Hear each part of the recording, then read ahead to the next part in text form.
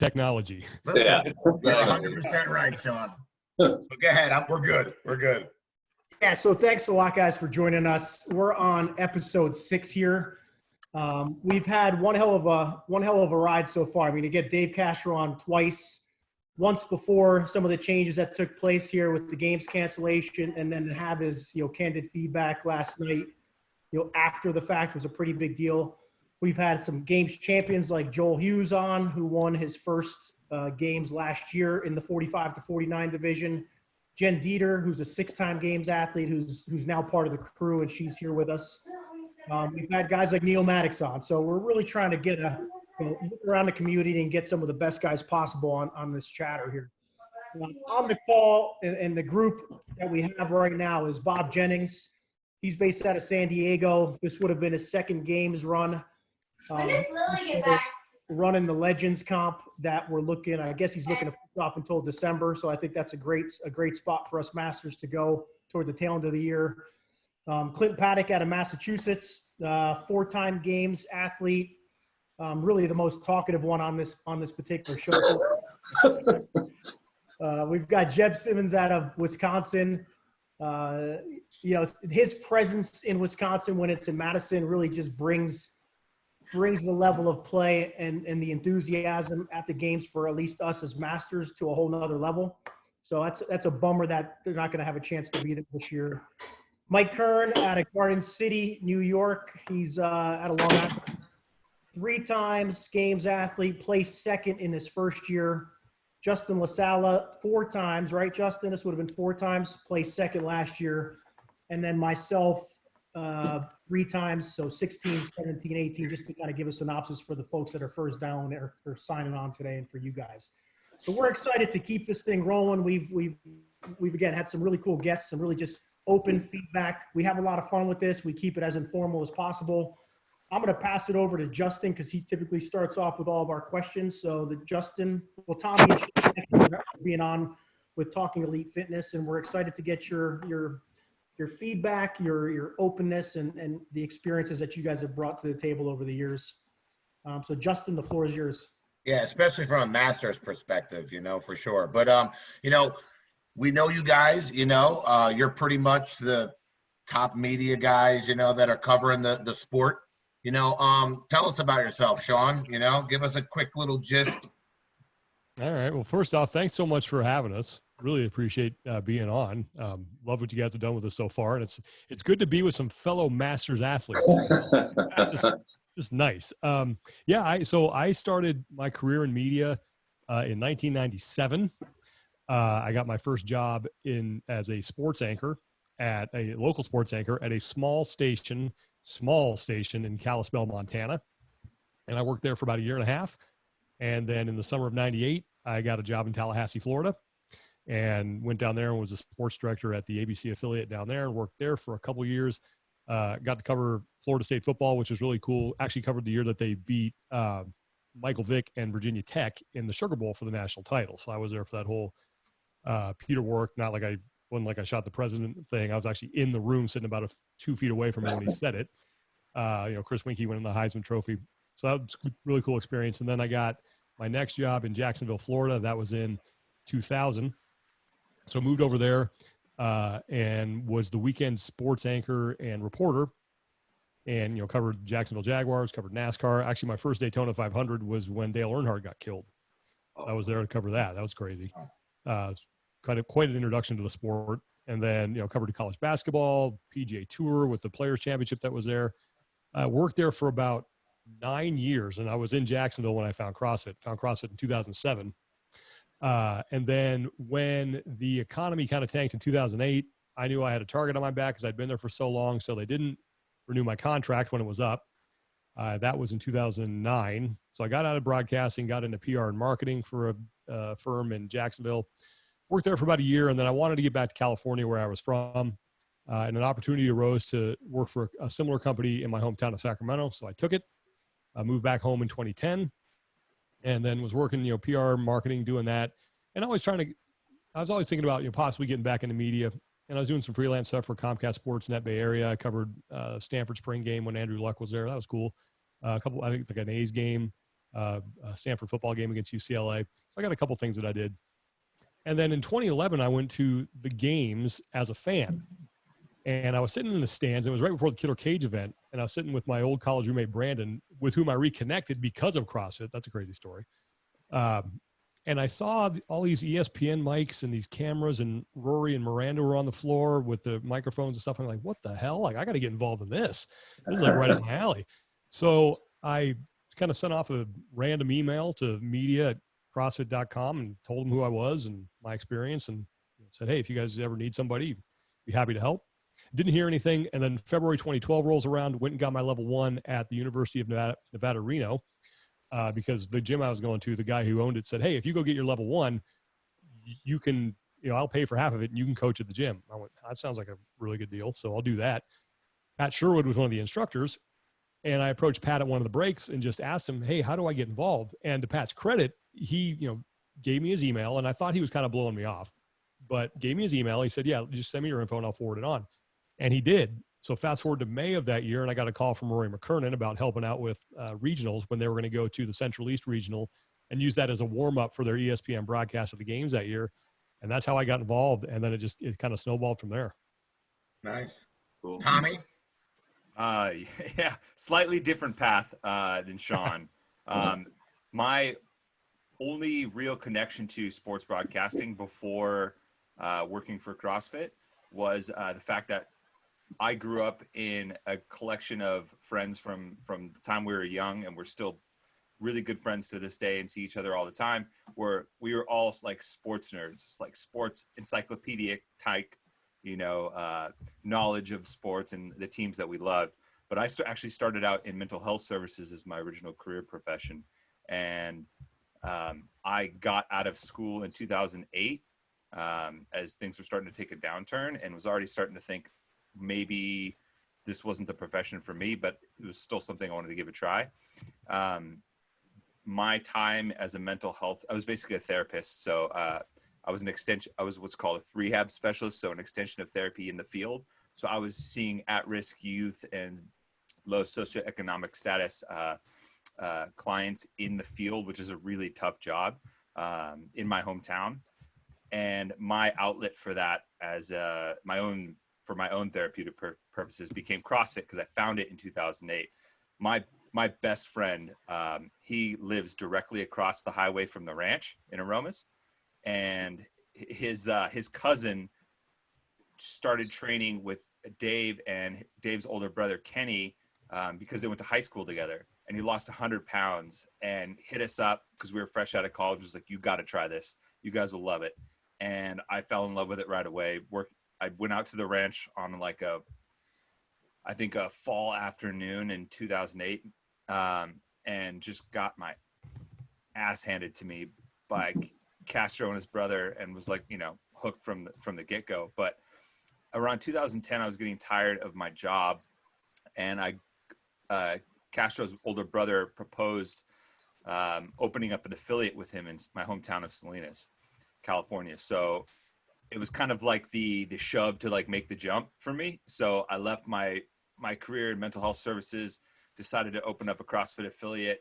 I'd already gotten my level 1, and we started running that affiliate together for about a year, building our business there, training people. And for me, I was a big sports nerd, so following the sport was just a natural byproduct of that. In 2010, I went to the games in Carson and volunteered with Rogue's team on the equipment setup crew, and was just enthralled by everything. It was the first year in StubHub, and you could kind of see the foundation of what the sport was going to be. And in 2011, I got a call from Rory McKernan out of the blue. I had chopped it up with some HQ people at random events because, I trained out at the ranch, and anytime they had an event there, I would be out there helping out. And he asked me, he's like, hey, a lot of people have said, a lot about the sport, and you've had some really intelligent discussions with them. We need some help on the media team, specifically at regionals, like basically helping tell everybody on the media team what exactly CrossFit is, because we've hired all these camera guys and producers and stuff that have no idea what the methodology of the sport is.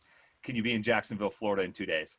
And that was for the 2011 Dirty South Regional. And I talked to Kenny. I was like, hey man, can I do this? He's like, yeah, we'll get the classes covered. Don't worry about it. Obviously, Kenny being Dave's brother, he was like, if my brother's asking you to go help out on the media team, go help out on the media team.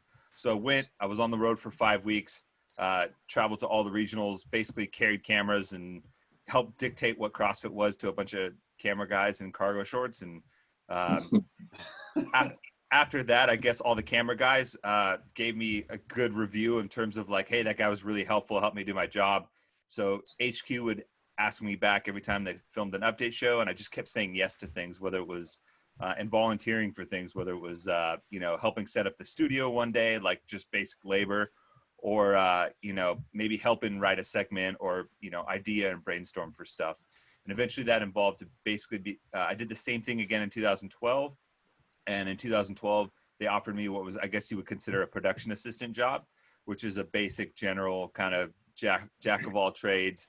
You get coffee, set up, tear down, pitch stuff at meetings, and kind of did that in an expanded role for the next couple of years. And then in 2014, a producer by the name of Charlie Doobie, who is a good friend of Sean and I's, was like, hey man, you pitch all these ideas and all these stats and things like that, and you're writing a lot of the stuff for Pat and Rory and Miranda. He's like, why don't you present it yourself instead of writing it for someone else? And offered me a chance to go and do it on camera and step into that role, and that's what I've done ever since.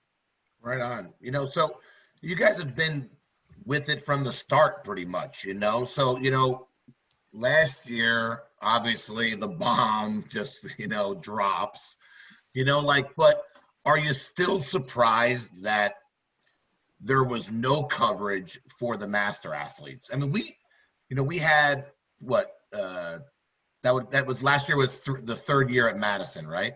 Mm-hmm. Yeah. So we still had coverage the year before. I mean, it wasn't great coverage, let's be honest, but there was something. We were, even after all the layoffs and everything happened, were you still surprised that the teens and the masters weren't covered on any level? Given the circumstances and given what I know they were trying to do as far as cut like costs and save money, no. Because we used to, before everything happened, so 2018, we had, I think it was like 9 TV trucks parked out there behind where that Masters Pavilion is. Right. It was a full TV compound. That cost a significant amount of money. So after they decided that they wanted to downsize everything and that they couldn't spend as much money as they did prior, I mean, it didn't shock me from just the standpoint of them trying to save money and make sure that they weren't deploying as many resources as they had in the past. Like I knew that was going to be the first thing to go, and it was. Right. Yeah, I would echo that sentiment. I think there were some people, especially in the later rounds of layoffs, that I thought there was no way they would ever not be working for CrossFit. And that to me signaled a real shift in terms of where the company was headed and how they valued certain things like people and I guess like, the community style feel that always was prevalent in the company, and at least in presentation of the media and stuff like that. And that to me, that was such a huge shift. And now it was like, it doesn't matter who you are, we're trying to cut down costs and we're going in a different direction. And so nothing is off the table in terms of like making cuts and pushing things to the side. And I had this conversation shortly thereafter was I think the general consensus from most people in the community was, well, if this new focus is on health, why not turn and face that towards the masters and the age division, the people at the ends of the corners of the spectrum in terms of age and careers respectively, to highlight that. And knowing what I know about how one, Greg Glassman operates, and two, what the general sentiment in the building was with CrossFit Health in that direction, was that Greg wanted us to get as far away from the competition side of things being the focus. And he would much rather, he was more in the mind of, for the master's age athletes and for the health system, I want to disassociate from the game side of things. I want to the blur that would happen between the games and CrossFit, what we called core CrossFit, was too much for him, and he wanted to just completely push away from that and do a 180 until he felt comfortable in terms of bridging that gap again. Yeah, and just to give you guys an idea, I was looking it up because I have my notepad right here. I had a call. I talked to a lot of people who were involved in the decision making afterwards, and a lot of it was off record. But the budget for the 2018 games was $31 million, and the budget for 2019 was about 12 to 14. So that'll give you an idea about how much money they had to cut out in 1 year. Wow. Yeah. So Castro alluded to it. Okay. Kelly Jackson, I think, said something on Morning Chalk about it when they were interviewing a lot of the master and teen athletes about the decision to not have the games. We don't have enough star power, really, to really get people to, come see the older age groups, like even from a media standpoint, and we get it, all right. We're just trying to figure out how do we change that, how do we get a large part of the community, masters and teenagers, to come out, check us out, learn about some of the athletes and go from there. I think one thing that I would love if they did, but it's just going to cost them more money, is that if they went back to having you guys on separate days. So when they had, I think it was Tuesday, Wednesday, Thursday, or Wednesday, Thursday, Friday, when you guys were Tuesday, Wednesday, Thursday. You had the spotlight all to yourselves. I think that's a great way to do it, so that you make a week-long sort of fitness festival in Madison, and you can start with you guys. And that way you don't need to deploy separate assets for individuals and age groups, because when you have them simultaneously, you need twice as many cameras and twice as many trucks and twice as many production people. If you can do it on a separate day, Tuesday, Wednesday, Thursday, use it as sort of a ramp up to the individuals and the teams on the weekends. I think that'd be one step towards, putting the spotlight back on you guys. And again, from a cost standpoint, I don't think it's that much greater, just because you don't have to bring in all that extra equipment. You just have to pay people for a couple more days. So I think that'd be the first place to start. As far as star power goes, I think stuff like Rogue is doing with the Legends divisions and things like that. Because let's face it, there are a lot of people who got into this sport who don't know who Josh Everett is, or Tanya Wagner, or Katie Henniger, or you name any of those people from 2007 to 2010. They don't know who any of those athletes are. Right. So I think to kind of embrace the history a little bit and put on more events like that would help as well. But I do think the biggest thing to get the Masters the due that I think that they deserve is just put them on a separate day. Put them beforehand so that people who are there have something to watch. Because, let's face it, if there's an individual event that's starting in 10 minutes and the Masters are, going on the Masters Pavilion, the people who are there just to watch competition are probably all going to flock to the individual competition. But if you put it on a separate day and you give them something to watch, and you put it in the Alliant Energy Center, like inside the stadium, then I think you have something. Yeah. You get the same production level that you would have in other areas. That's just an extra cherry on top as well. And it also I think it does a better job of catering to the demographics that would be watching it on a relatable one-to-one level. So if you think about it, in those moments, you have a teenage competition going on, but any teenagers that might be at the games or might be watching at home, if there's a conflict between the teen competition and some with a competition that, say, has Matt Fraser, their favorite athlete, on it, as much as I'd like to think the teenagers would go and watch their peers, they probably would go to the competition with the star pair, as you mentioned, because that's generally just the mindset and how they work. And I think in the instance of a lot of the masters athletes, I think it's and I can't speak from experience being a Masters athlete. My official Masters career starts next year. So age up. Yeah. First degree master. That was the only good thing First about degree masters, right? Yeah. That's the only good thing about the announcers, is that means my Masters career starts earlier, because I can start but if you think about it, like if you have it during the week or during the weekend, a lot of times the Masters aged athletes have more established careers. They have families. They have all these other things on their plate. So managing flipping back and forth between multiple screens, multiple media outlets, all these different things. It's the more focused you can be with the media content and providing it for those people, the easier I think it's going to be to draw attention, right? If people know, I know exactly what's happening on this, and that's the only division I got to worry about, and I can manage my kids, I can manage my job that day, I can manage the chores, whatever it may be, then it's going to be a lot easier. And I think one of the difficulties in that, and you kind of brought it up a second ago, Justin, about the star power. Sean and I talked about this on our podcast and off camera the other day, is one of the unfortunate things about sports as a fan perspective is that the thing that ultimately matters most, that draws money, attention, fandom, everything that moves the needle, is what I refer to as absolute greatness. So greatness that extends beyond what a demographic might be, or a gender, or an age group might be. And unfortunately, in our sport, age group divisions are what fall under the category of relative greatness, right? You are the best relative to this category, this demographic, where you've put some framework behind it.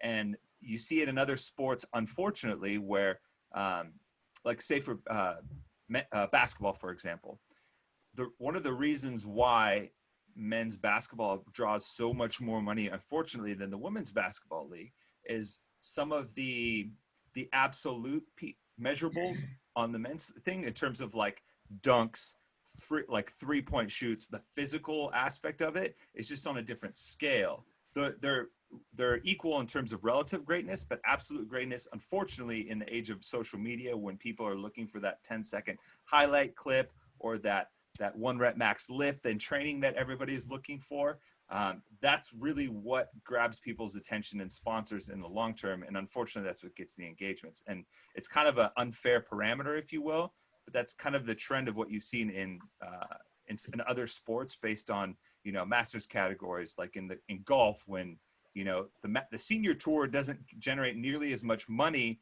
as the main PGA tour, just because the star power, and people want to see the absolute lowest golf score period. And that's coming from, the main league. And it's unfortunate, but that's kind of the status quo of sports right now. Yeah. There was something Dave brought up yesterday. We follow the leaderboard. I mean, we're kids too, I mean, really, but, so, we see how it all shakes out. And, we all have that person in the gym that finishes early, and you're kind of like, what?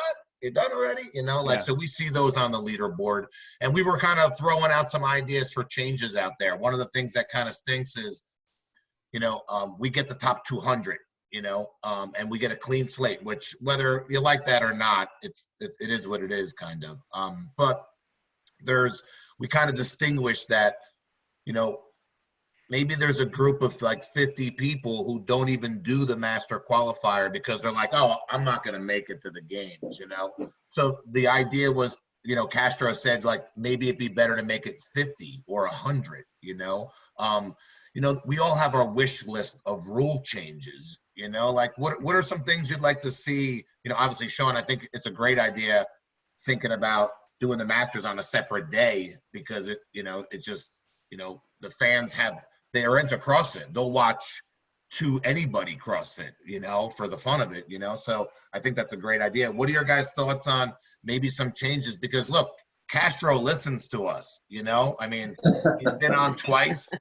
I just got off the phone with him. We talked, like we wrote 2 workouts. So, I mean, what do you guys think about it all?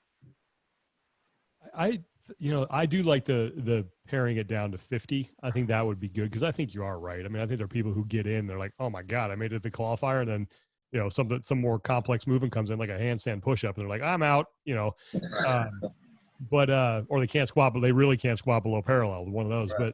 But yeah, I think 50 would be great. And I think too, that if you drop it to 50 for that Masters online qualifier, the age group online qualifier, it makes things easier in the review process, because now you're only going to get, 50 videos from a given age group, if even that many. So I think you can be a little more thorough there. But yeah, I like dropping it down to 50. I wonder if you would even, like, if you do, they don't have the capacity to do this, but this would be perfect world. Like maybe if you did like an online qualifier and then you did, you got your top 20 and then you did another thing to cut it down to 10 after that, just to make sure you're absolutely getting the right people, add an extra step in there. I know that'd be a lot of work on CrossFit's part and they would never do it. But there's maybe an opportunity there to have an extra filtering process. But I know that, they just they didn't when we were there. And now that they've cut everything back, they just don't have the staff to conduct a thorough video review in any sort of timely manner. I mean, they have people over there who are trying.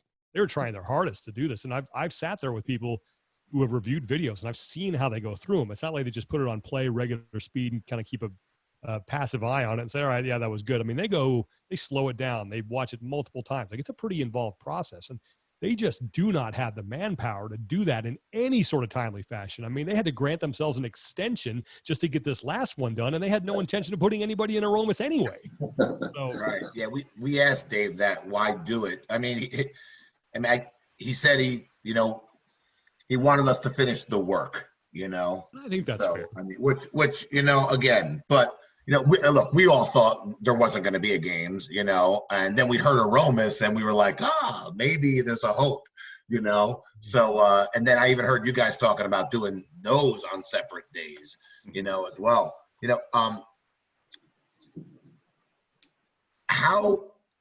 you guys do the open? Do you do the workouts? Oh yeah. Yeah. Yeah. And you're you're not you were a master this year, 35. What was that? Yeah, you were still a master, 35, right?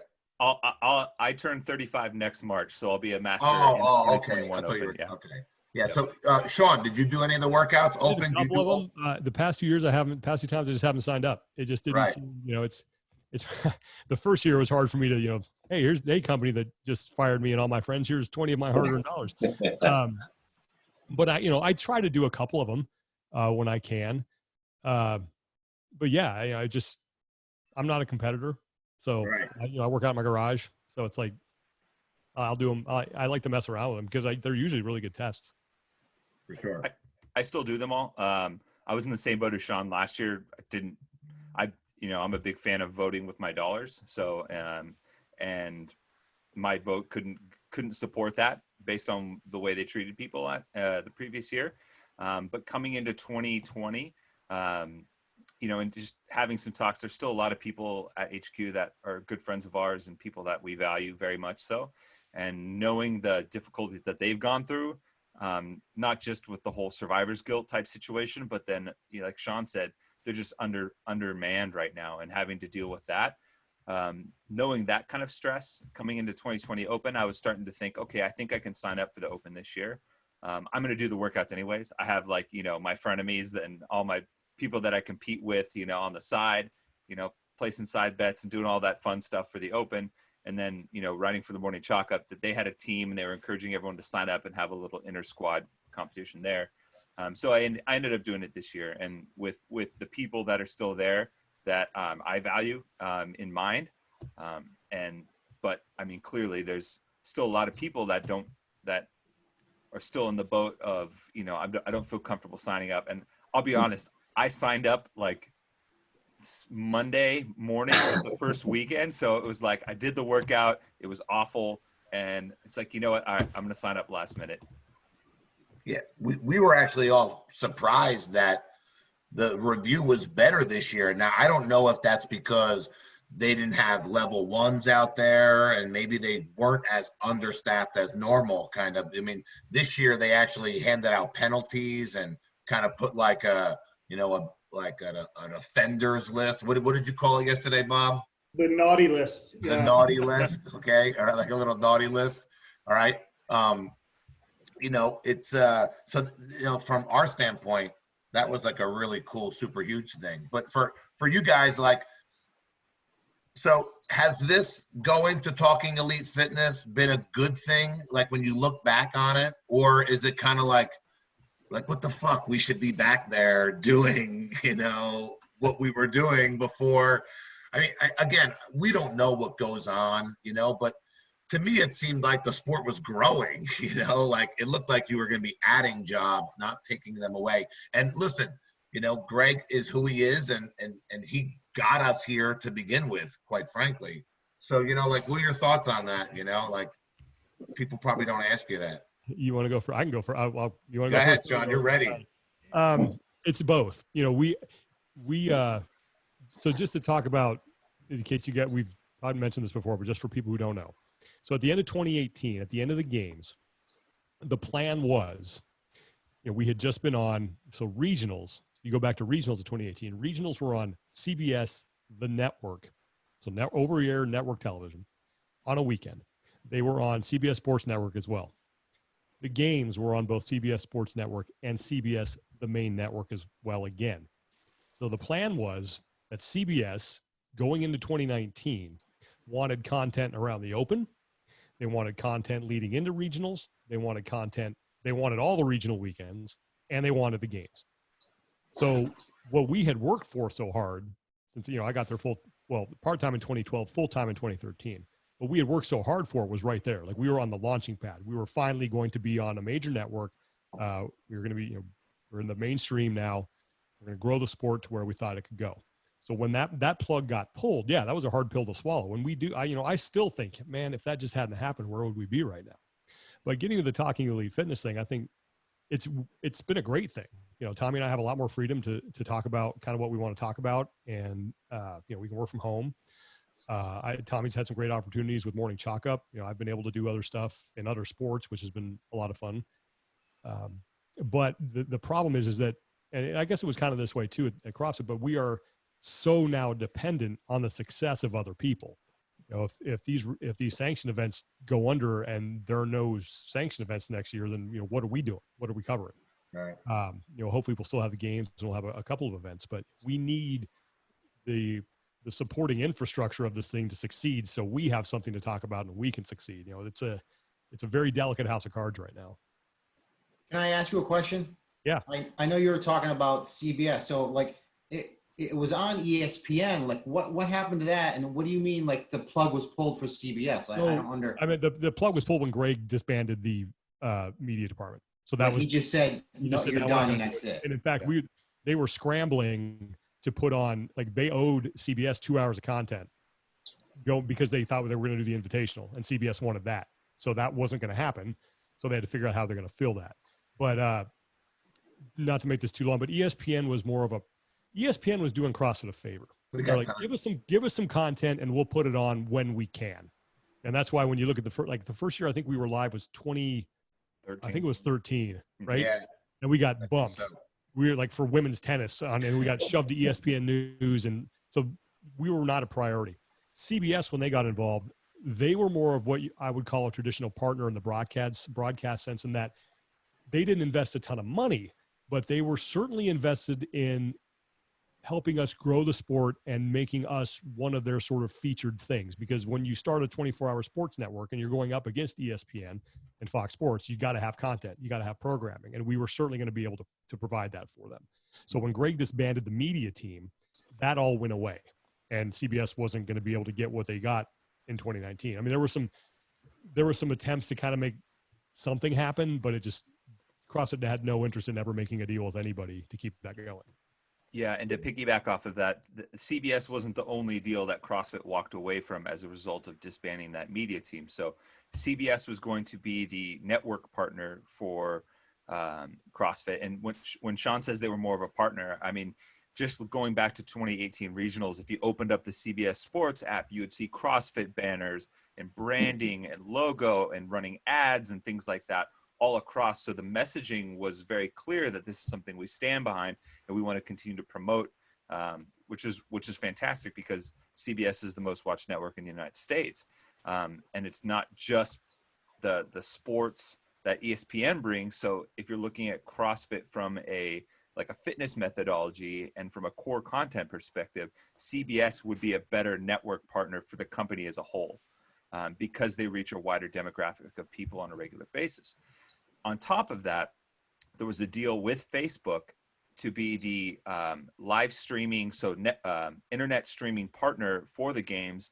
That was an 8-figure deal over the next few years that CrossFit also walked away from. That was still on the table. So in the aftermath of the media team going away, there was some attempts by a couple of other companies that were potentially going to come in and start to carry the broadcast for sanctioned events, for the games as well, and carry on that Facebook streaming with hopes of eventually growing that and kind of picking up where the CrossFit HQ had left off. But they needed CrossFit's blessing ultimately to sign off on the deal. And then, as Sean said, CrossFit had no interest in, perpetuating any sort of media in the space. So they nixed that as well. So it was kind of a twofold thing where CrossFit didn't want to do it themselves, either with Facebook or CBS. Both of those were going to happen simultaneously. And then they didn't really necessarily want anyone else to pick up where they left off in the aftermath as well, kind of putting the kibosh on everything else. So, I mean, we hear this, right? And I'm sure everyone's having the same reaction that I am, which is like, that's fucking crazy. Right? Yeah. This is, the sport is right on the precipice of greatness, and the rug gets pulled out from underneath. And is it really just because Greg wanted to focus on health instead of the sport? And I'll speak for myself. Yeah. I don't want to put words in anyone else's mouth. Yes. In my professional opinion, the analogy that I've consistently used is that we were all playing this big CrossFit sandbox, right? And there was two kids building sandcastles. There was the core content, like the affiliates, the methodology, health and longevity sandcastle. And there was the sports side of things, the game sandcastle.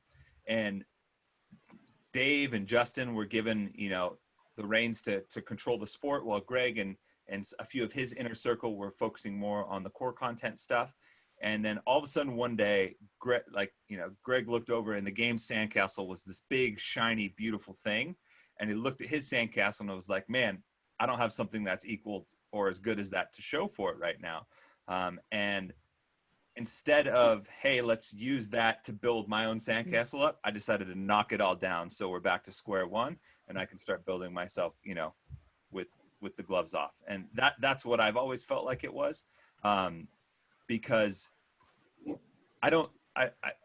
Greg has never been terribly enamored with the sport, and that's fair. He started CrossFit. He didn't, his goal with CrossFit was to change health and fitness, not necessarily to focus on the tip of the spear. And that's totally fair.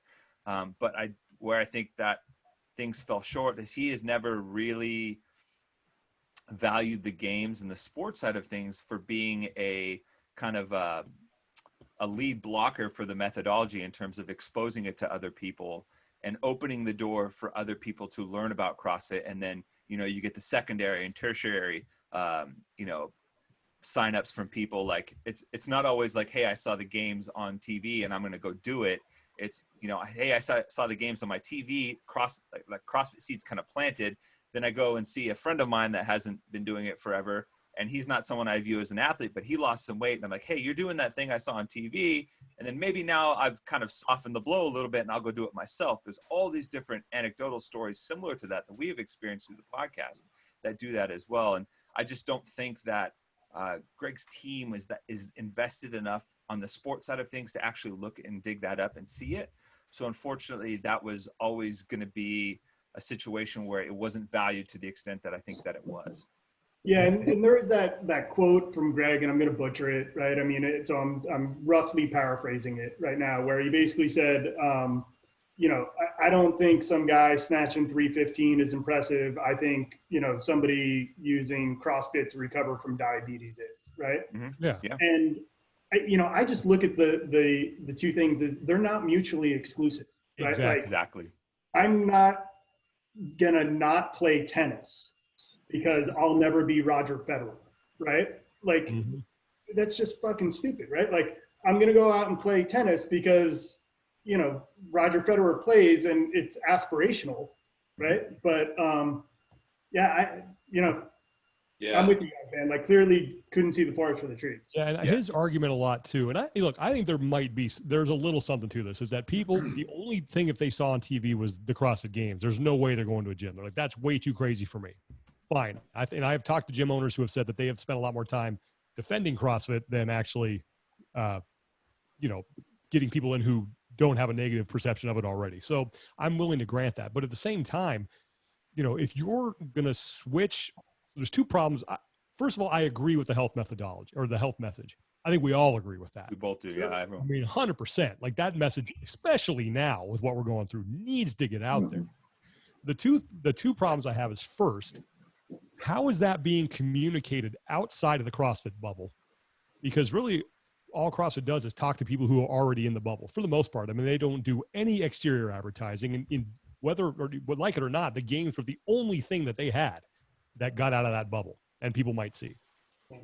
The second thing is that you say you want to focus on, elderly and obese and people who need to get off the couch and off the carbs. That's all well and good too. I think that's you should absolutely aspire to get those people into your gym. But if you are focusing solely on that demographic, how much is that actually going to impact someone who's running a gym? How many people like that are actually walking into the gym doors? Like, is that juice worth the squeeze? Whereas if you go back to what you were when you had a barfing clown as your mascot and you had the games were on TV, I'm guessing you got a lot more people in the doors of your gym than you did by showing someone deadlifting jugs in the living room. Yeah. There is a time and a place for that, and that's fine. There's people who need that. But from an affiliate standpoint, I'm thinking I'm getting maybe 1-2 people tops like that into my gym out of everybody I have. So, I think they're focusing. It's like it's focus on the juice is not worth the squeeze. It's like you can put all these resources into doing this, but how is that really helping people run a business? Yeah, a lot of us are affiliate owners, or I'm like an investor basically in an affiliate. I don't really run it on a day-to-day basis, but when I look at what our competition is, it's not, it's like the Fit 45s and the Orange Theories and the 9 rounds, and like those are the people that are taking potential customers away from the affiliates, right? It's not getting people off the couch. Like people have to be motivated to step into a gym to begin with. And to your point, right? Like, where the juice isn't worth the squeeze, like trying to get those people that have been lifelong couch sitters off the couch and in, it's too much of a struggle as a business operator, right? Yeah. There is a time and a place for that messaging. And I think it's great that they give affiliates like resources to say, if someone like this does come in, here are some movements you can do with them to help them. Like, I think that's fantastic. But, how are these people who are on the couch and on the carbs and overweight and have never been active in their lives and full of chronic disease, how are they even getting this message? They're not going to CrossFit.com. They don't even know that exists. Like, how are you talking to these people? And that's a question that I have asked repeatedly, and I have never gotten an answer. Yeah. There's just no, again, it's not, I have no problem with the message. It's just how it's being delivered. Yeah. It's effective by, like Sean said, to kind of echo what he was saying, there's a time and place there, but only focusing on those and negating the other pieces is like only watering one portion of your garden, right? And it doesn't matter if those patch of flowers continues to grow. If everything else is dying, you're in a pretty bad situation. You're a pretty bad gardener to begin with. And I think you guys might be able to speak to this as affiliate owners, is I think some of the blowback on the games in terms of the image from the CrossFit, for CrossFit, I think some of that has been conflated with the natural pushback with the rise of CrossFit as a methodology in general. And I think anytime you have something that generally breaks the trend of the status quo on a pop culture level, you're going to get pushback from people being like, no, that's fringe. That's a trend. It's whatever. And I think at the same time, affiliates and the games were going at the same time. So I think there's a lot of pushback just on CrossFit in general because it was seen as anti-establishment, that got confused as, oh, they're being anti because of the games too. But in reality, they were just kind of parallel to one another. Mm-hmm. And I think now especially that's more poignant because you're seeing CrossFit pop up as more of a pop culture phenomenon in the news, in jokes on The Simpsons, on all these other things that reference it as like, okay, CrossFit's not necessarily this fringe thing anymore. It's pretty widely accepted, so much so that you have things like F45 and 9 rounds that are effectively spin-offs and like watered down versions of it, trying to take a piece of the pie back now. But unfortunately, the thing that got you to the point that helped create those copycats in the first place, which is your media division, your branding, your marketing, is all gone now. That's almost like an offensive weapon against those types of programs when F45 isn't putting anybody on CBS F45 doesn't have their fitness methodology commercials like Constance, the 100-year-old person, on, primetime cable networks anymore. And when that's gone, it's like there's blood in the water for all those sharks to circle. Yeah. Jeb, what were you gonna say? Just to give you guys an idea, so I own a gym, 30 minutes away from Madison, and when the games came to Madison, it was still fairly, we were open for, at that point, 5 or 6 years, and it was still fairly new in the Midwest. I mean, not in the Midwest, but in our area, right? Mm-hmm. The games came in 2017, and a month later, I had over 45 people signed up for my intro class at my gym. And they didn't come in saying they wanted to go to the games. They came in saying either they went and watched some, or they were up in Madison and they saw people walking around and they were all in shape, because you guys know the entire city up there, it turns into CrossFit Village, right? And so I had all these people come in because, it interested them, and they wanted to see what it was about, and they weren't scared of it. And it was like, we were blown away by that, obviously. And then even in 2018, I believe we had like 20 something people the following month after the games had been there, so it definitely helped my gym, and get people interested in CrossFit. And so, yeah, I think it's a huge thing for the affiliates for sure. Yeah, I think we've also seen, at least in the New York area, the tri-state area, and I don't know if it's going across the country, but not that CrossFit owners are unaffiliating, but they're changing their branding. Like even Jeb, you're NorthFit, you've got Justin with Garden State Athletics, and there's several gyms just in the little area that I'm in here where they've shifted the mentality from, yes, it's still CrossFit methodology like we're talking about here, but we're not going to market it that way anymore. Mm-hmm. And I do think that's a direct impact to kind of the less access to information on CrossFit, the bad rap that it got from people getting hurt and the injuries, and you're always defending it more than anything. What is your take on that, gentlemen, on kind of the change from it doesn't necessarily have to be branded CrossFit for you to get people in the door. It's almost you don't want to do that anymore. You can be affiliated, but you're not going to market it that way. Yeah. Go ahead, Tommy. Okay. I think there's a fine line, and I actually am all for gyms. I think the beauty of the affiliate system is, and I think everybody forgets this, is when you license to be a CrossFit affiliate, you have the option to use the CrossFit branding. It's never you have to use it. This is something that you can use at your disposal. The libertarian nature of the company and how Greg operates is that, like, use it to your best benefit. And so if that means you offer a CrossFit class, but you have a broader array of other things, great. Now, Greg probably would personally on a one-to-one wouldn't necessarily like that, because I think he would like to have his thing be front and center. But the reality is, for a lot of people, the affiliate fee is still very manageable at $3,000 a year. And if you think you can justify getting $3,000 back from having CrossFit branding anywhere, some people get that just by virtue of popping up on the affiliate map, So I'm all for people finding creative ways to best market to their demographic and their people. And I think from a administrative standpoint, there was a time there where if you Googled CrossFit or Greg Glassman, the only thing that was popping up were these stories of just people getting axed left and right, videos of being like, what the heck is going on? And that's all associative branding too for these affiliates. So, it's one thing to have CrossFit in your name, but if all of the press and the media around the person that's guiding the ship per se is, volatility and uncertainty, then, naturally people are going to want to pull back. And I get that completely. And you got to do what's best to make sure that A, you're still in business, and B, you're still able to provide that benefit of what the methodology brings. It's like, it doesn't matter how loud you shout if there's nobody in the room.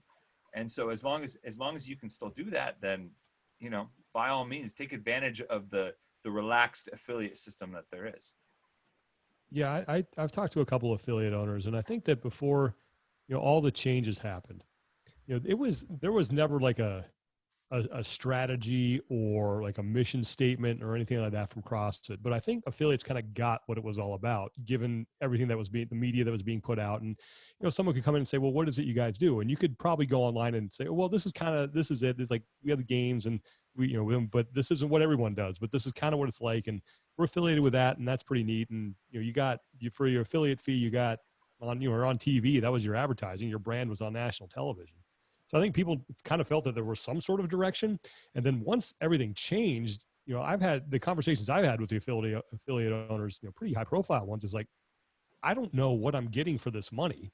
I don't know how they're helping me grow my business. I've already built a pretty good clientele that's been with me for a while. So how is this, like, if I take the name out, it's not like these people are going to leave. They know what they're getting every time they walk into my door. So I think for affiliates that have been around a while, they're starting to take a serious look at that, just to be like, what am I associated with when I put that name on my gym? Now, if you're new, I can see why the name would matter. You need to get some sort of recognition out there. But if you've already built your clientele, you already have people coming in the gym and they know exactly what they're going to get when they get there, whether you call it CrossFit or not, they don't care. They go because they love the coaching, they love the community, and they get a great workout when they're there. But I'm really interested to see, like, how many people start pulling the plug on the affiliation fee just because they don't understand what they're a part of anymore. Yeah, it's funny. We've all kind of joked around that our $3,000 basically allows us to not have our open scores video validated, and like right. that, right? Mm-hmm. Yeah, I mean, it's funny, but like, and it's kind of true. If you get 2 people a year because they want to go to a gym where they can get their scores validated, that's your $3,000 fee right there. Yeah. It's kind of like, but the ironic thing is that it justifies the value of competition for an affiliate, right? Yeah. Which technically is against what Greg is rallying against in the first place. But yeah.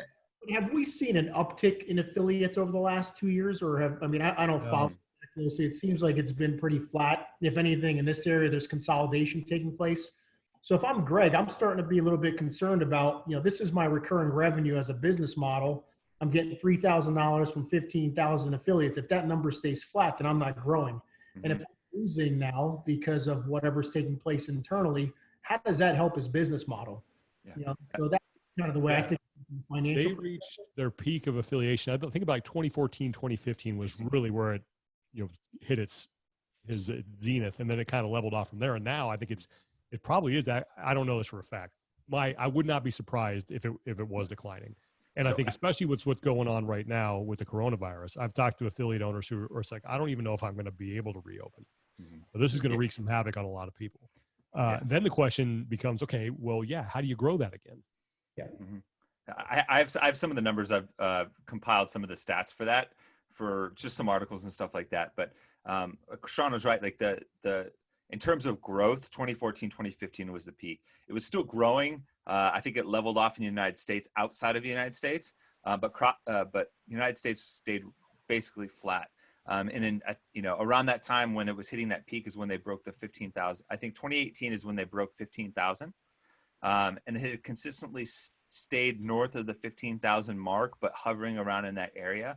And just recently, it actually dipped back below 15,000 affiliates worldwide. So they're back down into the 14,000 affiliate range. They're actually trending downwards in terms of, affiliates, and looking like that will continue to trend down. And that's not good for the business. On top of that, certifications and seminars are down.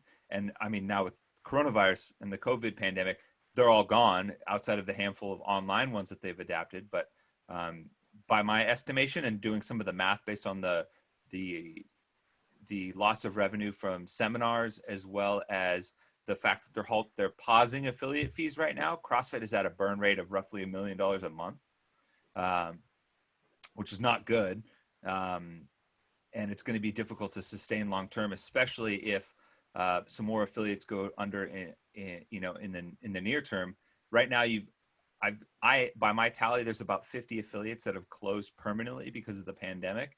And then I think there's going to be a much larger second and third wave of affiliates that, some places have rent lock mandates where they don't have to pay rent right now, but that bill is going to come due in future months.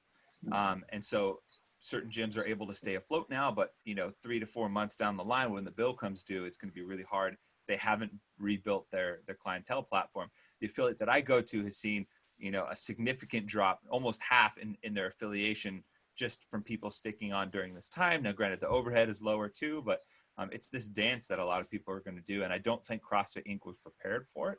I mean, they like Sean said, they cut the budget of the games last year, but they still paid $4 million out of their own pocket to make the games happen. So CrossFit still paid $4 million to put on the games versus 2018 when the games made money. And there's a common misconception that the games cost money. The games didn't cost money. They were always in the black a little bit, and in some years a lot of it. But the games still made money, and they did in 2018, and they were going to make a considerable amount of money in the future as well. Yeah, it's interesting too, because it seems like, affiliates are taking a bit of the hit, but before the whole, pandemic and stuff, but affiliates were taking a hit, and, obviously the media team took a hit. One group that you guys talk to, the athletes, from a money standpoint with all of the sanctionals, because a lot of these sanctionals now kind of got hip to, hey, let's put a lot of money. No one has the Dubai money, obviously, but, Wadapalooza's paying like top 10, top 15 or what. I don't know I don't know the statistics behind that, but are the athletes actually benefiting financially, or is it just a small percentage of those guys that are making money, unless like you go to Dubai and win the last workout, and I do think the athletes are benefiting. I still think it's a select group that are receiving that benefit, but I think it's extended down more. Kind of taking a look at some of the contracts that these athletes have, it's assuming that they worked appearance fees and things like that into their sponsorship contracts with brands. The opportunity to go out and compete presents opportunities to reap those competition bonuses and appearance fees from these events, as well as do work firsthand if that brand is on site for an event like Wadapalooza. So I do think there is still some benefit there, and the money available not just from the main events but from the online qualifiers too. You're still looking at roughly 20 to 30 athletes on both sides for men and women that are truly really reaping the benefit. But I do think the water has risen for them a little bit. Case in point, like a great example of that is Pat Vellner, right? Coming off a year where he podiumed, he gets cut at the games, but his prize money from a handful of the sanctionals basically covers that. And he wouldn't have had that before. If you imagine getting cut at the games the year prior, his year would have been completely flipped on its head. But, he won Wadapalooza, he finished second at Rogue, and he won some prize money in the Open and a few other places through online qualifiers, and he's pretty set. And I think you're seeing that in Pat and Brent both going to Dubai this year, seeing that like, oh, there's money up the grabs and I got to take it because it's not guaranteed from the games. So maybe even if they're not getting paid more, there's a few safety nets in place through the sanctioned events that allows them to still kind of hit that amount that'll allow them to pursue this professionally and still be okay. Right. Jen, Mike, you got anything? Not much really. It's just been interesting, the perspective on it all. So yeah, I didn't know exactly. I didn't know any of this stuff, Yeah. I didn't know you had contract deals, and quite frankly, I should be on TV by now. This show should be huge. This isn't live. You're gonna be in a Wizard of Oz as one of the Munchkins, or what? I do really like the idea of the games going back to Masters being on different days, because I was in Carson a few years when we did it that way, and it was so much nicer because like even my kids came one year and they could tolerate a couple days of like watching me in CrossFit, and then they were a lot younger than too, but they were overwhelmed with everything of the big athletes. So from an athlete perspective, it was really nice because then we also got to participate in some of the fanfare and the experience of the games compared to when it was all in the same day, or like the one year they gave us a day off, which was really weird in the middle of the whole thing too. It was like, well, I guess they couldn't figure out what to do with us that day. So they're just going to have us sit around. Okay. You know, so I do like the different days thing. I'd love for it to go back to that. And logistically, it makes a lot of sense because for a lot of people, like all that staff has taken the week off anyways. Everybody's there the weekend prior. Things are getting set up. We're doing test runs anyways from the media side. All the judges and everybody are there anyways. So why not put that to good use and give the Masters athletes their own platform? It's a small thing, but one of the things that I loved about that, and it's funny, my first time ever being on camera for CrossFit was technically 2012 games when the Masters were in the parking lot at Carson. But seeing the Masters athletes actually get the opportunity to spend the rest of the weekend sporting the hardware that they earned, that is a huge identifier in terms of people getting to recognize, and that kind of combats that star power piece a little bit, if you will. Yeah. Where it's like, I may not know what division is, but I know you just got a medal, and that's an instant kind of like qualifier in that regard. And I think that's hugely beneficial for athletes. Some CrossFit cred. Yeah, exactly. Yeah. The other thing is too, is that the way it's set up now with everything going on the same days, from a media standpoint, we have to pick and choose like what stories we're going to tell. And I'm talking about when we're, like when I was working for the Rogue Iron game, like we talked about some of the great stories that were going on with the Masters and some of the races. But from a resource standpoint, we could not get people to those competitions because they were locked down covering individuals and teams. So if you free that up and you take it back to where the Masters are on a separate day, now we can start to use some resources to tell those stories.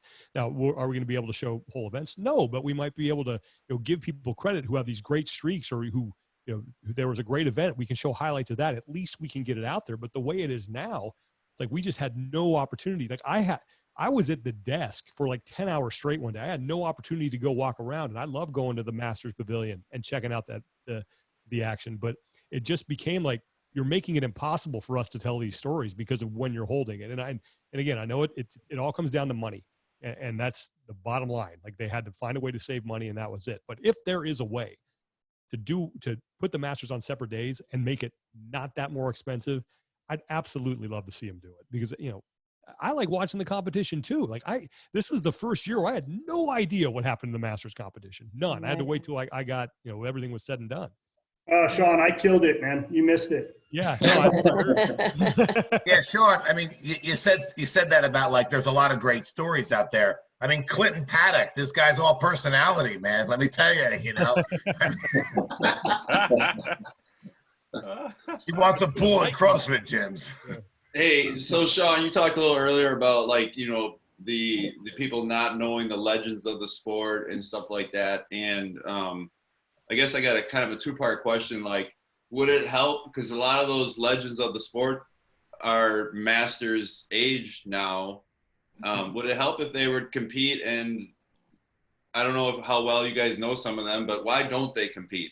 I mean, Neil Maddox did, and he stayed with it and all the way through it. But a lot of those guys dropped out as soon as they got to the Masters. Not dropped out, but they chose not to compete in the Masters. And I've always thought, if some of them would stay in there, maybe there'd be some more coverage. And why don't they? What do you guys know anything? Or I think I don't know. No one's ever. Well, a couple of people have communicated it to me, and I think some people who were in the individual game for so long and then got to the point where they became a Masters. Like, I've competed for 10 years. Like I'm done. Like, I don't want to train as hard as I've been training at this age. I just want to train for life. And I think that their competitive careers were kind of behind them. I think people who maybe got into it a little bit later, the Masters competition is a little more appealing to them because they didn't have this long career of being able to compete as an individual. I think other people just have lives. They're married, they have kids, they have things they have to do. And it's, you guys know, like, it is not easy training to be a Masters athlete. I mean, you guys work just as hard as individual athletes. Like, it's not like you go take your one class And then, you know, you suddenly show up at the games. I mean, you're following strict programming, you're regimenting your diet, you're making sacrifices like hanging out with family and, you know, scheduling vacations around, you know, when I got to train and when I got to work out. Like all that goes into it. And I think some people get to that point in life where like, I'm just done doing that. Like, I don't have the time. So I think people, depending on where they were in their careers, I think fall on both sides of that spectrum a little bit. And a lot of it too is just like wear and tear, you know, like I know Spieler's knees are a mess and he's like, I just can't do that anymore. Yeah, a lot of those guys are pretty beat up because if you remember, they came from a time when maybe the training as far as from a sport perspective wasn't optimized yet. I mean, you have guys like one of the legends who's a Masters now, Miko Salo, was absolutely shredded from his career as an individual because back before people really ironed things out, he was doing 20-minute AMRAPs of King Kong and just frying his central nervous system, you know. And so as best practices over time have started to get there. I think some of those athletes are pretty banged up, and I think you might see kind of like a wave in terms of some of them stepping away from competition, getting themselves back to feeling pretty good, and then maybe dipping their toe back in when they get into a later division because it's not like that competitive spirit goes away. A great example of that is if you follow the NBC's The Titan Games, one of the contestants this year is Matt Chan. And for a long time, he stepped away because he was banged up and he had just been, you know, at it a long time and actually wanted to go back into his career as a firefighter. But, and I think kind of touching on what Sean said is a lot of those people have put other things in life on the back burner to compete during that time. And maybe now I've talked to a lot of athletes like, hey man, I promised my wife, I promised my kids that I would stop competing at this time, and I got to put some money in the bank at other places. And the third thing that really kind of stands out to me, well, it doesn't help, is the exposure. I think the no media coverage hurts. It really does. And I think it's twofold for this generation of athletes that's just moving into the Masters category, because now CrossFit Games, I guess the modern CrossFit Games, what I consider 2010 on, is now moving into its second decade. So athletes who were in their prime during that first decade are now moving into being Masters athletes. And when they came up, there still wasn't quite that exposure in 2010 and 2011, and 2012 for the Masters competition. And so now that even in the later years, 2016, 2017, when it started to get more live stream coverage, better graphics, all of those things, they were already in the back end of their career. And by the time they had transitioned, they come to the Masters competition and now there's no coverage. So it's kind of like this two strikes against them already. They're like, okay, well, I don't feel that great. I need to recover a little bit. And there's no exposure. So if I'm trying to maintain sponsors and things like that, it's really difficult for me. So there's not a ton of incentive for them, for people that have competing that long to continue that pursuit. Yeah. Sorry, Jeb. No, I just got a quick story about, you know, when Sean talked about people not knowing people. I remember 2018 standing in line with Neil Maddox, 2017, and he forgot his ID in the game's check-in, right? And he turns to me and he goes, "Oh shit, I forgot my ID." And I'm like, "You're Neil fucking Maddox. Like, who's not going to know who you are, right?" And he ended up having Tracy, his wife, go run, or someone ran and got his ID and he got it back to him. But we got up to the table at the same time. And the girl running the table looks at him and goes, "Can I get your name?" And I looked, and it was great because someone was working the table in my division from the area, and they're like, "Oh, hey, Jeb, how's it going?" So they knew me, nobody. And here's Neil standing next to me, and that person had no clue who he was. And it was just like, I don't know, it was a funny story. But it is true. Like, a lot of those guys from back in the day, and, you know, the best part is Neil's face would be plastered all over Rogue and everywhere, and people, you know, don't know those guys, and it's mind blowing to me, I guess, in ways. So he's the original bad boy of CrossFit when he bleached his hair and had the X dyed in there, and everybody's like, "Whoa, who's this edgy guy coming in?" Yep, for sure. Mike, I didn't really have it. I mean, I appreciate the behind the scenes and all the insight you guys give. I always loved watching all the content. I'm a big content nerd. Tommy, I love stats. I'm a big stats guy. So I always loved your like inside the numbers and the reports back in the day, like when you guys did cover the age group and the previews, you're always tuning in, being like, "Well, he mentioned me. Well, there's one, whatever." It was always like a little like perk to see your name on the screen, and then if you were mentioned, it was like, you know, it felt like you got a little extra street cred.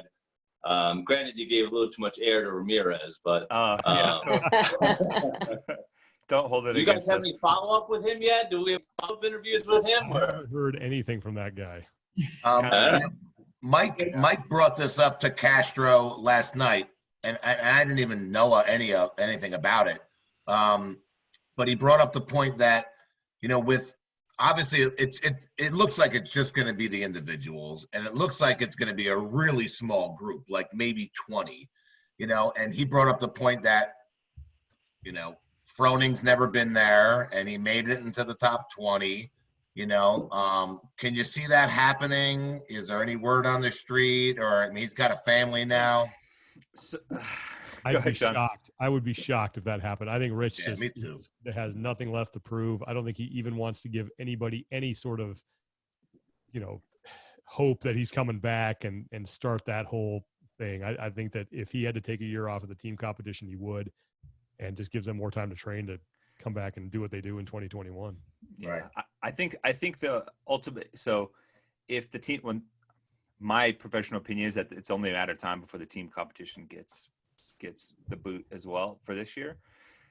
And I think if they're going to do some sort of additional online qualifier to filter the field down coming into Aromas, I think there's a high likelihood that they'll re-extend invites to those team athletes that declined it through the Open, because obviously they declined under the assumption that there would be a team competition to actually compete at. And Sean and I are big pro wrestling fans, so we have this like romanticized visual of like the 19 guys are lined up in Aromas, you know, and it's like, where's the 20th? And like the roll up doors pop open and Rich Froning like kicks through a sheet of glass and just Royal Rumble. Exactly. Number 20, Royal Rumble. Exactly. But unfortunately, Rich put a tweet out or replied to a tweet not too long ago, basically saying that he doesn't have anything left to prove. And having spent some time out in Cookeville and spent time with Rich and training at the barn and everything like that, like he still loves to train. I think that's a piece of who he is, and he's always going to do that. And the team competition allows him to do that. But there's an aspect of his family life that he is unwilling to sacrifice for that. And that is directly at odds with what it would take for him to compete as an individual if he was really going to go after that top spot. And it's as much as it pains me to say that, I just don't see him accepting, because it would, and I think Rich also has respect for the people that do this full time, you know, like that are putting in the hours that dictate you being an individual athlete. And he's very fortunate that he's like roll out of bed for fit, you know, and can just like step into anything and still crush it. But I think he has respect for the people that are actually putting in the time, and maybe thinks it would be, you know, taking away from those people. Yeah, I mean, I could talk CrossFit all day, obviously, you know, and the sport, but I mean, do you guys even see like how are they going to do this? You know, like, I mean, is there like, it's not that great. I'm in Jersey, you know, so I mean, it's like a shit show here, you know, for sure, you know. Yeah. So without the coronavirus, you know, Bob's in California, but you know, obviously it was a difference. You know, I think the closest one to Aromas is Neil that close, right? Yeah, Jason Kalipas. Well, he's not Yeah. Well, right. You know, so Neil's like 40 minutes away. So, I mean, how do you see them doing this? Is it a postponement? I mean, I'm a big proponent of them punting this thing into September, because I think at that point you can give the sanctioned events that had to either cancel or postpone a second shot of maybe getting their event in. You give things more time to settle out, and then maybe you can do a little more than you thought you're going to be able to do. And there's something to be said for, you have the games in September. You're going to stream them so people can watch it. You build some momentum and you carry that right into October when the Open starts. Right. And so there's not this big lull. So I don't know if they're going to, but I think it would be the smart thing to do to punt it into September, because you're also going to have, by that point, the NFL will have started. They might have some exhibition games. College football may be doing something. So you might have a little bit of a better picture as far as like what is possible to hold an event. But I do think it's, you think back to 2016 when they brought 80 people there for a day, and it was pretty crowded at the ranch. I mean, it's not the main warehouse there isn't too big. So that was pretty crowded, but the surrounding area, they got a lot of space, and CrossFit HQ is basically a 20-minute drive up the street. So if you had to, you could kind of shuttle athletes in and out. So you never had more than 20 people there at a time. There is enough space there to where you could, make sure you had the right amount of judges and people were, not on top of each other all the time, and not having spectators is certainly going to help with that. But I think first and foremost, like if they're not seriously considering going into September, like I don't know why they wouldn't do that. Like that just seems like a no-brainer to me. Yeah, and Good. and I think there's a couple ways that they can finagle it. So Castro's the Castro family ranch extends back into the hills. That's where the run was going, and they have had in the past years, in 2009, 2008, when they held it there, they had access to the neighboring properties because their family's been on that property forever. They know the people there. They can make use of that space. And I think there's some ways to to utilize those property lines to be able to put people on opposite ends and shuttle people in accordingly. Salinas, my hometown, is about 15 minutes due south of there. There's hotels, restaurants, places to stay there. There's another town about 5 minutes up the road called Prudendale that you could, even if you just wanted to rent like space for people to stay for the day. And then there's another town about 15 minutes north called Gilroy that has places to stay as well. And Gilroy is actually used to hosting big festivals there. Garlic Festival, yep. Yeah, so the shooting was last year. Yeah, unfortunately, yeah. So I think there's ways to move people around so you stay within accordance. And for what it's worth, if they have it at Aromas and they don't let media in, my best friend lives directly across the highway. I'm gonna camp out with, and we're gonna send drones over there, and they're gonna have to shoot them out of the sky. So Yeah, that's my media plan. What I find so funny and weird about it is, it seems like Glassman's putting his foot down on the games, okay, all right? And during a pandemic, he's like, yeah, go have it up in the ranch, with 20 people. It seems like I don't think he cares. Yeah. I don't think he wants it on his plate. I think they need to run things by him to kind of get a final decision, but I don't think he's like sitting at home going, well, I wonder what we're going to do with the games this year. I think it's like, what are we doing, Dave? All right, great. Yeah, go ahead and do that. I don't think he cares. I think it's almost an ideal situation for him, right? Because he can just sit back and hands off. And if the games try to go on and it's this like Titanic just disaster, then he's like, great, I don't care about it anyways. But if the games are one of the only things that actually happen in terms of sport, and it actually kind of rallies the community, he can be like, oh, I can take credit for that. We're the only ones that managed in all this time. Look at how great the community is. From a politics standpoint, it's like the perfect opportunity to spin it either direction. And really, he doesn't have to do anything, Clint? You guys ever see a time you think the games will go away? I don't know if the games, so the CrossFit games I don't think they're going to go away completely. So I don't think a competitive season is going to totally disappear.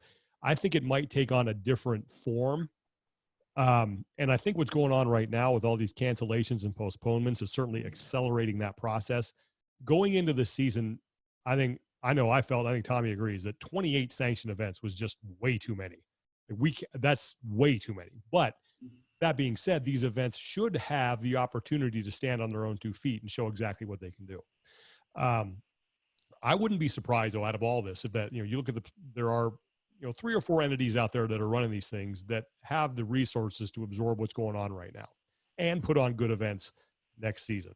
So it would not shock me that maybe, if Greg says, I just don't want to do the games anymore, that someone steps in and puts on some sort of competition. And then we have maybe a season that mirrored what we used to have, where you have an open, you have, then you move to the next stage, which is the sanction events, and the sanction events then feed into whatever the championship event is going to be.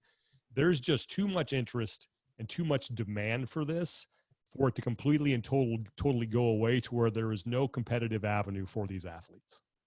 Yeah. But if they didn't have the games, then you wouldn't really need the opens, right? Or you think somebody else would just take that over as well? I think someone would take that over because I think any sport, whether it's, baseball, football, basketball, whatever, hockey, they all have sort of the same season structure to where you have a regular season and that's where everybody plays. So that would be the open. Then they have their playoffs. So that would be the regionals or sanction events. And then they have a championship and that would be the games.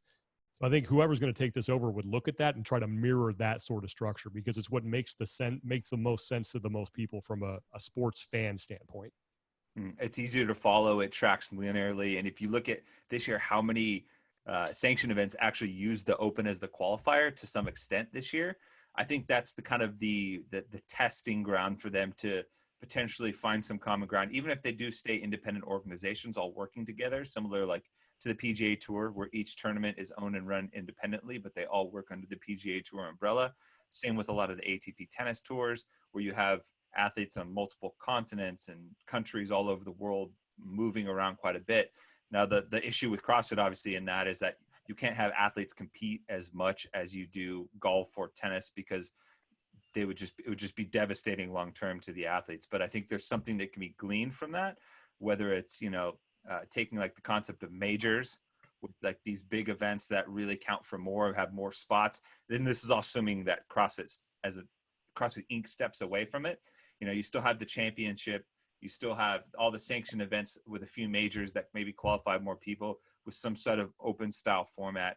And with that number of sanctionals being pared down, I think that would make a little bit more sense. And I think honestly that opens up the opportunity because I think in particular events like Wadapalooza, and unfortunately it hasn't happened, the West Coast Classic, which I was really looking forward to.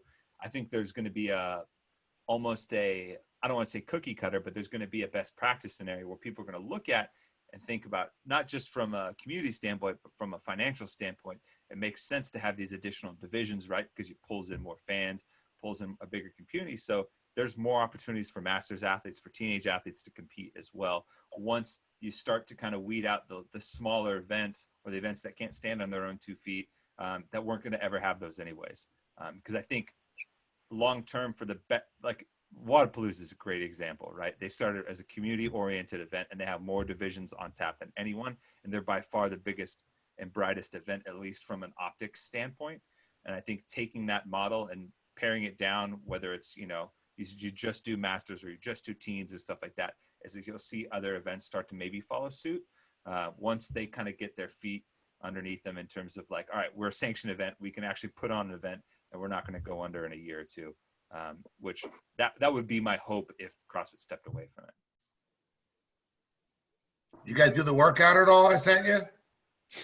Not yet. I jacked up my shoulder last week and I was like, all right, I did something really bad to it, but it's feeling good now. So yeah, I might have to give it a go. We kind of talked about it yesterday. There were no burpees in it. So obviously I don't have a barbell. So if I did that, I'd have to go to Sean's house and he's the only barbell access and pull it and I guess static pull-up bar that I got. I have one hung on the door behind me, but trying to do toes to bar would be very difficult on it. Yeah, for sure. I just thought of something too that you guys kind of said. I mean, do you feel like you have a little bit more freedom to talk? I don't want to say negatively about CrossFit, but when you work for them, you can't really say like, "Oh, this guy sucks," I mean, do you feel like, you kind of like you're out of the cage in the sense where you can kind of talk about, A little bit. I mean, there's still some of that left just because of, people we're associated with who are still, everyone's trying to play nice. And so, I think the muzzle's off a little bit, but I am still sort of, if something controversial happens, I still really, before I like fire off my mouth and think about, hey, we really need to talk about this, I usually kind of step back and say, all right, let me let this simmer for a day before I react the way that I really want to, and then try to be a little more diplomatic. But Yeah, like, I mean, for example, a couple of years ago when that whole thing happened where everybody was pulling pecs with the dips, and all that stuff, we were told you cannot talk about that. Like, no one mentioned that at all. Whereas now we can debate that a little bit. We have a little more freedom. So that kind of stuff I think is fair game. Yeah, I would generally agree with that. I think I might be a little bit more loose, I guess, in that regard. I don't know if you could tell one of us has a tie-dye shirt and the other one has earth tones on. So I might be a little bit more like looser, less conservative in that regard, but I think that's where we balance each other out. We're all still, like Sean said, and this is a huge aspect of it, we're all still very dependent on just this entire ship staying afloat.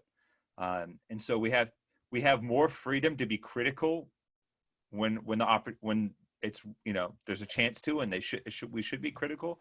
But I think we have to be very careful, especially because we were laid off by CrossFit, that we don't seem as these like vindictive, like, jilted lover type situation, because really nobody benefits from that. Not just us, but like the community. And if we're very fortunate to have a voice, and a voice that people actually give a damn about. So it would be a misuse of people's trust to just be like rallying against them and stuff like that. And but we do feel like there is some leeway for us now to actually, take a more objective approach. All right. Well, I don't got nothing else, guys. I mean, I love what you guys do. I mean, I know Mike obviously loves what you guys do. Waiting for his name to be called. Listen, I wanted my name to be called. I wanted to see it up there on the leaderboard with the update show. I mean, you guys, you should take credit to the fact that you were a huge part of that too. Like people would wait to see the update show and, and see if you saw your name or if you made it to the games and if they said anything about you. Hey, Justin, going along those lines, like, you guys have any thoughts on, like, if they, like, we would like to be recognized for making it to the games this year. Mm-hmm. Like, it's a big deal. Obviously, usually we get our gear, we get all that. I take my nameplate home, hang it on the wall. You guys got any thoughts on that? Like, do you think they would, or they should, or it's not that big of a deal? Well, I think they should, but I don't know how they're going to do it. They have no media, arm anymore. And I think that was the cool thing about, what Justin was saying about the update show, is that it's hard to be a fan now, because there's no one central place that you can go for quick information and to know exactly what's going on with the season. Tommy and I are obviously trying to fill that void, but we can't show video highlights. Like, we just don't have the capabilities that we had. Mm-hmm. But yeah, I mean, I think that they should do something. I mean, whether it's a post that's a social media post of like, hey, here's the top 10, the open like out of the qualifiers, and this person won. And yeah, there should, like, you put in the work, there should be something. But again, like, it just all right now, it just all comes down to money. Like, that's the main thing. It's just a dollars and cents. That's it. It's like, I don't think they're intentionally trying to like thumb their nose at people or be disrespectful. It just comes down to dollars. Okay. Yeah. And I don't want to throw some of our friends over at Reebok under the bus, but if I were Reebok, I would have printed those jerseys yesterday. The minute I found out that it was getting announced, I would have printed those jerseys. For the most part, a lot of the design work for the games jersey is done, for the colorways and things like that, understanding the planning process, and they'll have the capability to maybe print it. I think it would do a great service to you guys to at least recognize that, because the games jersey goes a long way. And the name placard and things like that, because it's weird. It's like, it's one of those things where it's easy to say like, oh, you shouldn't need validation for your efforts because it defeats the purpose. But like, humans in general, we're sentimental beings, right? We carry, that's what separates us from a lot of other things. So I think to ignore that would be a shame. I could tell you personally that I'm working on an article to hopefully highlight some of the cool stuff that happened in the online qualifier to try and do that. But I think the media portion is only a part of that. And I think you guys deserve something to commemorate what happened, because, this has been such a wacky year. It's been such a wacky 2 years.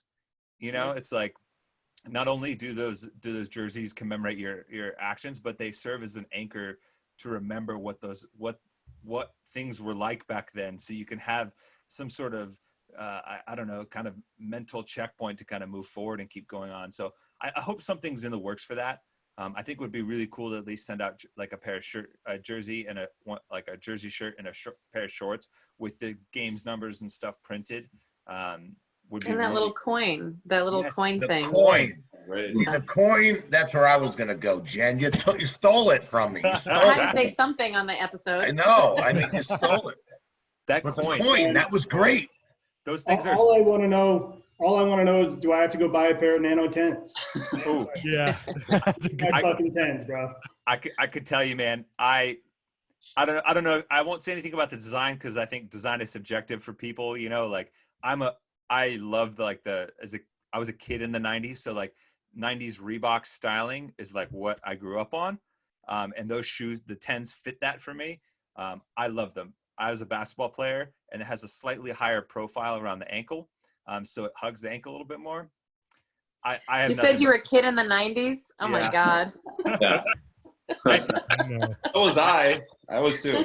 Yeah. Ah. Kid in 2020. So it's like, Yeah. But I think it would be cool to do that. Those coins, those coins are worth more than a barrel of oil right now because every year people are just like trying to get their hands on those coins. you know, and And I like think you like, said, you guys like aren't asking for anything out of the, or you're not asking for anything out of the ordinary. Just something. Right. Give us a jersey. And that's, Yeah. I don't see why that's out of the question. And like Tommy said, you know, I mean, I would assume Reebok has already allocated the money that they were going to spend on X, Y, and Z. But, you know, maybe that relationship isn't so sweet anymore, you know, like Clint kind of brought up last night. You know, maybe it's just kind of like, all right, well, you know, SOL. Yeah. Who knows? It's tough because, and Sean and I have spoken to many people, you know, on the high ups of CrossFit and, you know, other companies involved. And it's just, CrossFit has not been the best partner to a lot of brands, you know? I mean, some of that is that old CrossFit mentality of just like, it's our inner circle and then everybody else, you're either with us or against us type mentality, which can be from a larger brand perspective isn't necessarily great. But yeah, I don't know. It's I do think it's telling that during if you look at the shoe, the Nano 9, which came out the year all the changes happened, is the first year that they went away from the Delta and back to the Reebok Vector. So, well, didn't they still have the word CrossFit on them? They still did, yeah. The 10s don't. But the 10s don't, and that change for the 9s happened, you know, in the middle of the design process, and it takes them 18 months to plan a shoe. So like the 10 was being worked on a year and a half ago, you know, in different phases, obviously, but Yeah, just check. The 9s have CrossFit on the back. Mm-hmm. The 10s have that word does not appear on them anywhere. Well, guys, I mean, thanks a lot for coming on. You know, I don't know. It's been fun doing these. You know, I mean, even Dave said yesterday it's been a good communication back and forth to have with the master athletes because I think we've lacked a lot of communication. You know, so you know we're all hopeful. We love the sport. You know, we're all hopeful it just goes in the right direction. It seems like we're going backwards a little bit, but you know, but. I'm still gonna go do my workout tomorrow. You know. Yeah. Did you guys all do the workout that you sent me? Yeah. Well, a couple of guys are nursing some injuries. You know. 1, 2, 4 of us. Clint, you didn't do it, right? No. No, it's 4. We have a new one today. We have a new one this week. Okay. It's 3 rounds, 9 pull-ups, 9 burpee box jump overs, 20-inch for the guys, bar facing for the girls. 3 rounds of 7 chest to bar pull-ups, 7 burpee box jump overs at 24 inches, 20 inches. 3 rounds, 5 bar muscle up, 5 burpee box jump over at 30 inches, 24 inches, 4 times. That'll do. That's keep the gymnastics reps short and sweet. Yeah. That's big big. shakers. Yeah. Yeah, that's I want to see you do that in your room on that. Oh bar. my God. I'm gonna end up on a CrossFit YouTube fail video of like large Mexican man. You can be on those videos, crazy things we've seen this week. Yeah. Well, for the wrong reasons. But, Well, right. Hey, real fast, Sean, when you were in Jacksonville, you went to Crucible CrossFit, I did. right? I did. Yeah, that's where I am. Oh, with that's a great, Lance. yeah. Yeah. I love that, Jim. I know they've moved, or at least they've taken over the whole building, or they just moved. Yeah, down they've moved into a bigger building in the same spot. Lance Yeah. still owns it. Yeah. Yeah, He said to went say there, hi. but, oh, I love Lance, man. It was dirt cheap when I went there, and it was like full of cops. So it was like the safest place in all of Yeah. Jacksonville.